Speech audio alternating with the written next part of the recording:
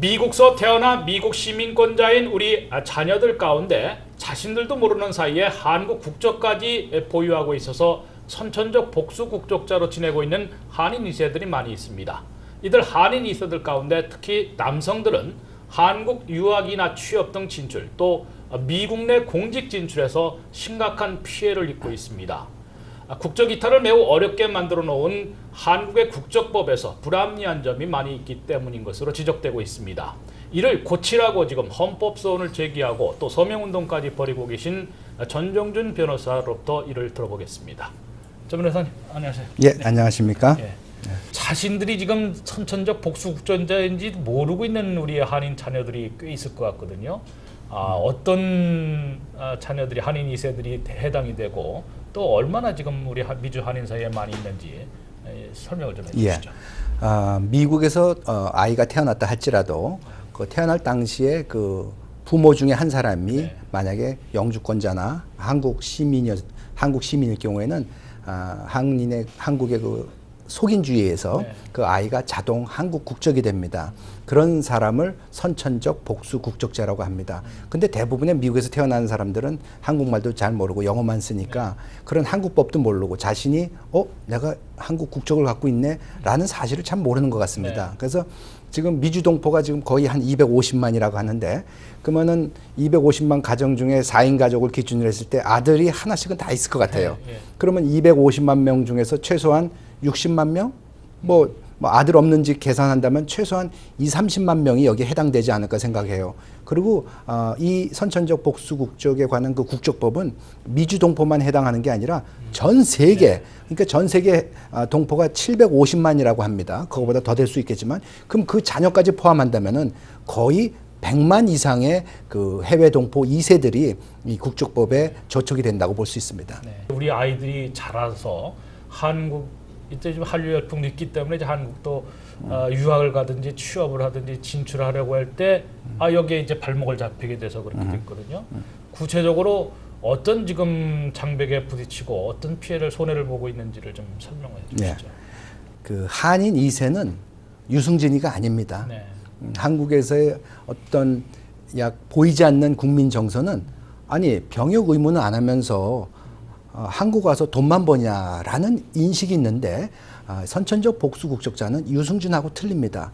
유승준은 영주권자에서 시민권을 받은 사람이고 선천적 복수 국적자는 미국에서 태어난 사람이고 아예 병역 부과가 되지 않는 사람들입니다. 그걸 같이 취급하기 때문에 이 법에 혼란이 있는 것 같습니다. 그래서 이제 앞으로 그 문제점은 뭐냐면, 이 선천적 복수 국적자가 그 한국에 유학을 간다든지 혹은 장기 취업을 한다든지, 예를 들면은 여기 워싱턴의 큰 러펌에서 그 변호하고 있는 변호사로서 근무한 분이 서울에 있는 미국 러펌 지사로 발령을 받았는데 그 국적법에 걸려서 한국을 못 가는 거예요. 돈을 벌러만 가는 것이 아니라 그런 식으로 여기서 미국의 러펌 지사에서 보내는데도 가는데 망설이고 있고, 또한 어떤 분은 주한 미군으로서 서울에 발령을 받았는데 서울에 도착하자마자 한국 국적법에 걸려서 또 한국 군대를 가야 되는 아주 기묘한 현상들이 자꾸 일어나고 있기 때문에 이제는 이것을 시정할 때가 되지 않았나 생각합니다. 이 비단 저는 이제 한국 진출, 우리 한인 2세들이 한국 진출 시에만 장애가 되는 줄 알았더니 미국 사관학교 또 이제 공무원, 연방 공무원 같은 그 공직 진출, 장관까지 가면 더 좋겠습니다만은, 그럴 때 남성들은 이게 미국이 이중 국적을 뭐 그냥 묵인을 하는 측도 있겠습니다만 공직에서는 안 그렇거든요. 이거 한국 국적을 괜히 갖고 있다가 이 미국 공직 진출까지도 막혀버리는 그런 사례도 있다는데요.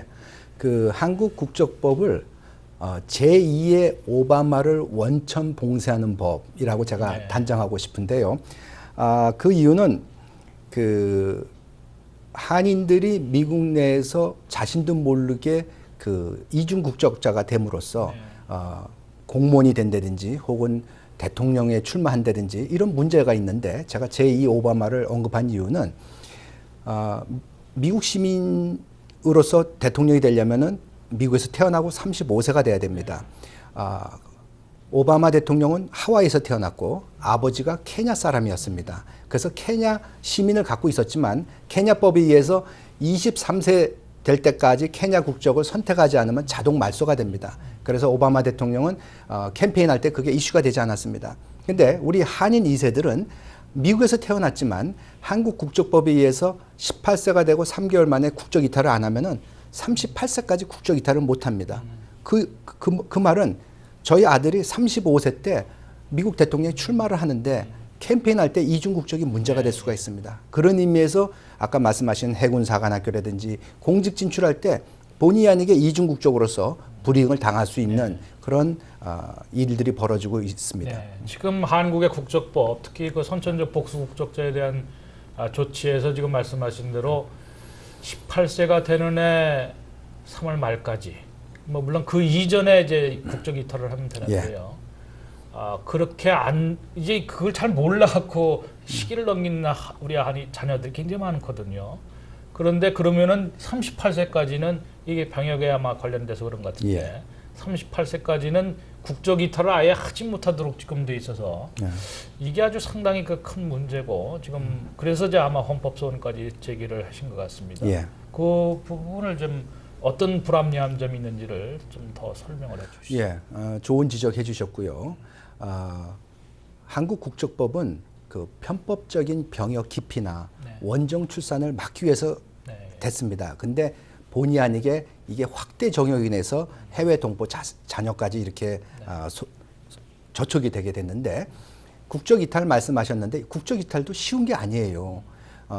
어떤 분이 뉴욕에서 연락이 오셨는데 만 18세 되기 전에 아들을 국적 이탈 시키려고 영사과에 전화했더니 4가지 서류를 해야 된대요. 첫째, 그 부모가 미국에서 영주권 받다가 시민권 받았으니까 한국에 국적 상실 신청을 해야 된대. 그리고 두 번째, 그 부인이 미국에서 살면서 남편을 여기서 만나서 혼인신고를 미국에서 했대요. 그러니까 미국 혼인신고를 번역공증해서 한국 호적에 올려야 된대요. 세 번째, 아이가 여기서 태어났으면 그 아이 출생증명서를 번역공증해서 또 제출해야 된대요. 네 번째, 아이의 국적 이탈 신청을 해야 된다는 거예요. 뉴욕에 있는 분이 이 4가지를 하려니까 너무 힘들더라는 거예요. 그리고 그걸 접수하면은 1년을 기다려야 된대요. 그러면은 이거를 신청을 하면은 오히려 나는 한국 국적이다. 그런데 취소했다라고 오히려 자기 본인이 복수 국적이라는 것을 오히려 공개하는 거 아닌가. 과연 이 국적 이탈을 해야 되는가. 미국에서 살고 미국에서 정착할 아이인데 과연 이런 절차가 필요한 것인가라고 의구심이 나서 저한테 호소를 한 적이 있었습니다. 그래서 국적 이탈도 불필요하고 불합리한 것이니까 케냐법처럼 23세까지 선택을 하지 않으면 자동 말소가 될 수 있도록 지금 여성의 경우는 그렇게 해주고 있습니다. 그러니까 남성도 여성에 맞게 평등의 원칙에 맞게 그렇게 적용한다면은 이 모든 문제는 쉽게 해결될 수 있다고 봅니다. 여성들하고 이제 남성들하고 지금 좀 다르게 처리를 하고 있는 것 같아요. 그래서 어떻게 지금 바꿨으면 좋겠다라는 거를 다시 한번 그러니까 여성들처럼 23세 뭐 자동 말소라든가 이 국적법을 어떻게 좀 바꿔줬으면 좋겠다라고 이제 얘기를 하셨습니다. 그 남성의 경우는 아까 말씀드렸듯이 18세가 되고 3개월이 지나면은 지나기 전에 국적 이탈을 해야 됩니다. 그렇지 않을 경우는 38세까지 못하고 여성의 경우에는 23세까지 국적 이탈을 해야 되는데 만약에 못하면은 자동 말소가 됩니다. 그러면 여자들은 미국 내에서 공직 진출도 자유롭고 근데 남자들은 38세까지 제약이 됩니다. 그래서 여성처럼 똑같이 남녀 평등하게 그렇게 하는 게 좋습니다. 근데 어떤 분이 이런 얘기를 하세요. 남자는 병역이 있고 그런 의무가 있어서 그렇게 차별한 거라 구분해서 한 거라 그러는데 그 선천적 복수 국적자에는 남성이나 여성의 두 사람 다 실은 군대가 면제된 사람입니다. 그래서 남녀를 그렇게 구분해서 또 나이에 의해서 그렇게 또 할 필요가 없습니다. 그게 평등의 원칙에 위반되기 때문에 이번에 헌법소원에도 그것을 헌법 위반이라고 그 논리를 전개를 했습니다. 그러니까 여성들처럼 23세까지 국적 신청을 이탈하지 않을 경우는 자동 말소될 수 있게 그리고 국적 이탈이라는 그 복잡하고 번거로운 절차를 생략해 줌으로써 진짜 세계화를 실현할 수 있는 좋은 국적법이 될 수 있기를 바랍니다. 헌법소원을 제기하셔서 이제 헌법재판소가 이거를 이제 고쳐주기를 바라는 것도 있지만은 또 한국 정치권이 아예 입법을 새로 해서 이렇게 불합리한 제도는 좀 바꿔주는 게 좋은 것 같습니다. 그것 때문에 아마 지금 서명운동까지 하시는 것 같은데 우리 한인들이 이 다들 이제 피부에 와닿을 텐데 어떻게 서명운동에 참여를 해야 될까요? 예, 그 뉴욕에 계신 한 아주머니께서 기사를 봤다고 어떻게 하면 이 일에 참여할 수 있냐고 자기 아들도 그렇고 주위의 모든 분들도 많이 그렇다고 합니다. 그래서 그분의 말을 듣고 제가 웹사이트를 만들었습니다. yeschange.org 거기에 접속을 하시면은 여러분들이 서명을 할 수 있고 지금 칠레 교포들도 많이 서명하시고 캘리포니아 지금 미주 지역에서 많은 분들이 지금 접촉을 하고 계십니다. 그렇게 해서 여러분들이 접촉해 주시고 그다음에 백악관으로도 또 연결이 될 수 있겠죠 해놨습니다. 그래서 백악관에는 7월 2일까지 10만 명이 접수를 하면은 그 백악관에서 공식 답변을 하는데 그것은 굉장히 상징적이기 때문에 그런 식으로 지금 진행하고 있습니다. 네, 백악관 총운동까지 이제 한국 문제를 갖고 해야 되냐라고 또 의아하신 분들도 사실 있습니다.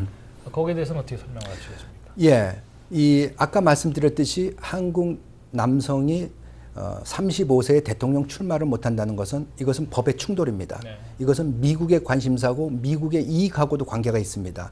그래서 이것을 백악관 청원에도 함께 진행한 것입니다. 지금 그 텍사스의 그 상원의원인 그 테드 크루즈가 미국 국적과 카나다 국적을 다 갖고 있습니다.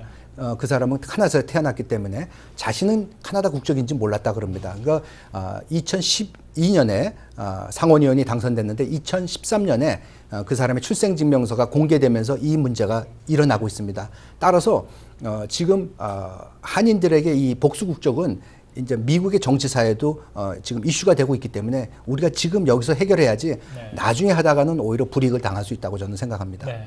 아무튼 글로벌 시대 또 한국의 창조 경제 또 우리 한인 2세들이 이런 모든 장애물을 넘어서 이제 모두 진출하고 인재로서 등용되는 날이 오는데 좀 노력을 해주시길 바라겠습니다. 오늘 말씀 고맙습니다. 감사합니다.